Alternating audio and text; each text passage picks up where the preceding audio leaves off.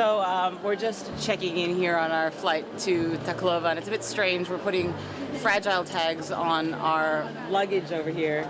I'm just thinking the last time I went to Tacloban, it was on an Air Force Hercules, and there was no airport to land in, so the baggage claim didn't matter that much. I'm heading back to my grandfather's hometown with my Uncle Nestor. It looks a bit different to last time. At least there's a roof and a baggage claim, but still not much else. So this is where I arrived the last time I was in Tacloban. Obviously, it's better. They've done a little bit of rebuilding. There's a ceiling where there wasn't one before. As you can see, it is absolutely pouring with rain. So many people gathered here trying to get out. They're waiting out in this storm to be evacuated. I was here then to cover the crisis for SBS News. But for me, it was more than just an assignment. Tacloban is home to my huge extended family. We lost one of our relatives in the typhoon. Salamat. 7 months later, I'm back to see how my family is coping. Wow, there's just tents everywhere. And I'm wondering if the city is ready for the next typhoon season, which is fast approaching. There are smiles again and signs of rebuilding, but it's clear to me already there's still so much to do. Knowing how things work, or often don't, in the Philippines, I can't say I'm surprised. My Uncle Nestor, or Tito as I call him in the Filipino language Tagalog, has been repairing his place since the storm. And how high was the water? The water was about this high. We are his first guests. We'd considered staying with him during the typhoon, but he tells me there were too many dead bodies out the front. The smell was very bad. Around the corner, my Uncle Jerry and Aunt Ludette run a restaurant. It took a battering in the storm. Jerry was bunkered down inside. I would like to think that eventually things would improve. I've always said this, that we have reached rock bottom. There's no other way but up. His wife was overseas, frantically trying to find out if he had survived. Yeah, well, this is me. No more crying. Yeah, the last time we saw Tita Ludette was in Cebu Airport, coming to find you. Yeah, she was a little bit frantic. They made the decision to stay and rebuild. But many people left, never to return. Families, including mine, were split.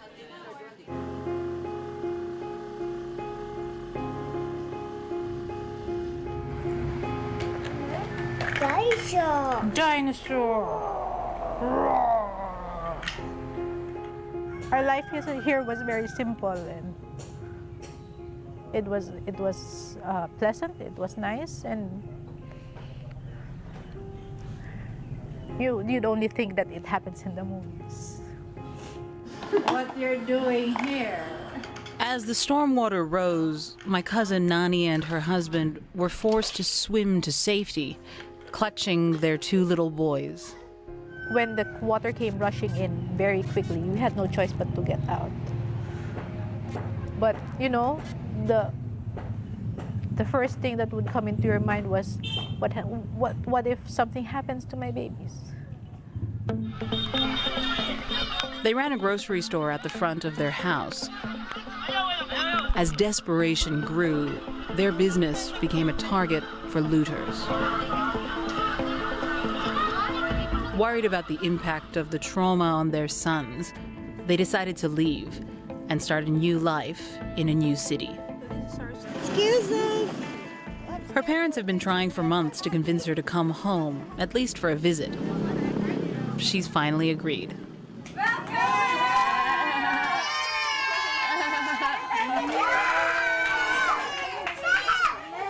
Because Tito Jerry, is it good to have all the grandkids back together? Yes. It's a different city to the one Nani remembers. Some buildings have been repaired. Many still lie in ruins. There's rubble on the streets everywhere. And so many people still living in tents. Seeing the remnants of their church is one of the hardest moments for Nani. You've seen pictures, but now to see it in person is really upsetting.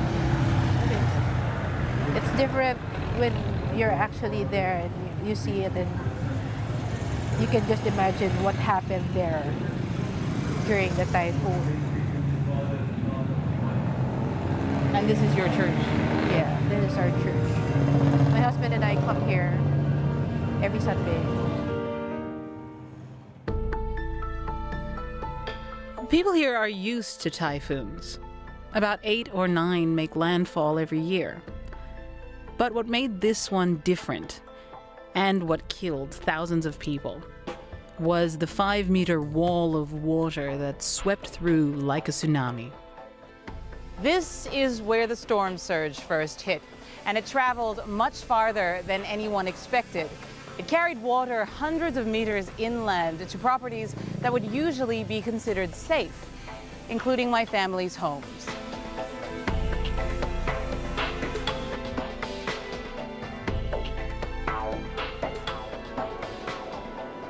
And all over the city, there's evidence of how damaging that surge and the wind were.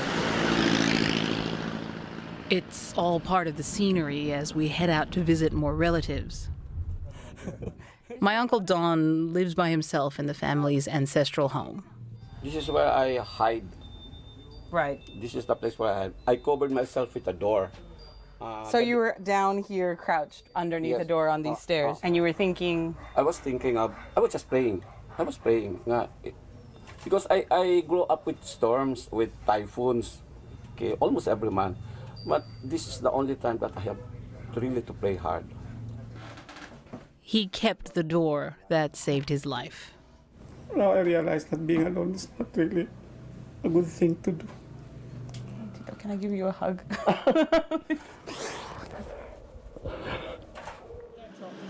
Another relative, Lourdes, lives up the road. Hanggang where was the water? Her sister was in her 90s and was bedridden when the storm hit. So she's saying that her older sister was here at the time and she was sitting on that sofa there. The water came up to here. I can barely reach it really where the water was. And it lifted the sofa up and they were hanging onto a pole. She survived by lying on this couch, which floated. But she died of pneumonia a few days later. Oh, salamat! It is emotional hearing my family's stories. But I know the reality is that despite the loss, the trauma, and the damage to their homes, they were the lucky ones. There are so many others who lost their entire families, their homes, and their livelihoods. And many who survived are still living in appalling conditions. Many of the dead were buried in mass graves. This one lists 22 members of the same family. Looking at it, I was wondering who made that memorial. Was it a friend, a neighbor, or was it a member of the family who survived? And then, is it worse to be one of the people listed on that memorial, or to be the one left behind, mourning all of them? The storm surge was so powerful that it picked up this ship and wedged it into the shore. It's been stuck here since November. And all along the water were hundreds of squatters living in makeshift houses. Now you can just imagine if the typhoon was strong enough to do this to a ship, those homes didn't stand a chance. And yet people have come back and built the same flimsy houses in the same place.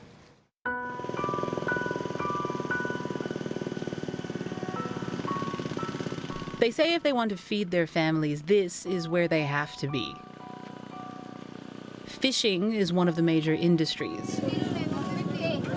This man comes to the market to sell his catch with his grandson. He knows more typhoons will come, but he says he'll just evacuate when they do. I'm hoping someone has a better plan for him than that. Mayor Romualdez, hello. Hi. Hi, pleased to meet you. You too. This is how Mayor Alfred Romualdez remembers the typhoon. He had to climb through the rafters to escape the rising water. Had I been late for just a minute, I would have died. My wife... He says about 50,000 people, like this family, are living in the danger zone. He wants to move them to safer ground as part of his master plan for the city. I say what house to number. But even if these families are willing to go, it will take months, if not years, before they can be moved. So realistically, it will be too late by the time these people will be moved even into transitional shelters. The next typhoon season will come first. Things still stay the same, that it's purely the local government that will be tasked to give the temporary shelters. We can't do it. Most of the houses, even temporary ones, aren't ready yet. Thousands all over the province are still living in tents. That's the worst day I've ever experienced before. Ever in my life. Louis' wife was pregnant when the typhoon hit. Their 3-month-old baby has lived her whole life in this tent. And she's likely to spend her first birthday here, at least. When the evacuees eventually are relocated, they're moved to places like this. Kathy Novak from SBS Television in Australia. Hi. This is Panfilo Lacson. They call him the rehab czar. His job is to oversee the rebuild for the federal government. See you again. He's flown in from Manila, joining a crowd of other politicians who have rolled out the red carpet, seemingly for themselves. By international standards, tents are only good for 2 months. After 2 months, it's no longer, it invites a lot of social problems. So, 7 months on, why is work only just starting on this project? Red tape has a lot to do with it. There's bureaucracy in any government anywhere in the world. I would rather sacrifice speed, because these are public funds, these are public monies. Mayor Romualdez says it's worse than just bureaucracy. He's accused the federal government of incompetence. The problem is land. It took us time to get land and to develop the land in order we can put now temporary shelters there. That's the difficulty. We've been asking support from the national government. Whatever the reasons or excuses, progress is slow. But the task is huge. Some people, though not very many, are moving into homes like this. They're being built with help from NGOs. The politicians reject suggestions that those with friends in high places get resettled first. The deal is evacuees have to help with the construction project to qualify for a house. Elsewhere, people are rebuilding their own homes and lives. Some of the emotional damage is much harder to repair. I have to keep myself busy. That's the secret. Otherwise, you start to get to get depressed. So to keep yourself busy is the secret. Jerry has always maintained his stoic attitude, but I can't help but get a bit upset thinking about how the typhoon has changed this place and its people.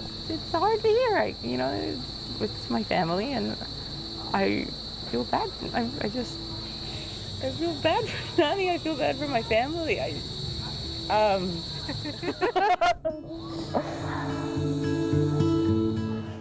I came here knowing more typhoons will inevitably hit this region. This year's storm season is due any day now. Is Tacloban ready?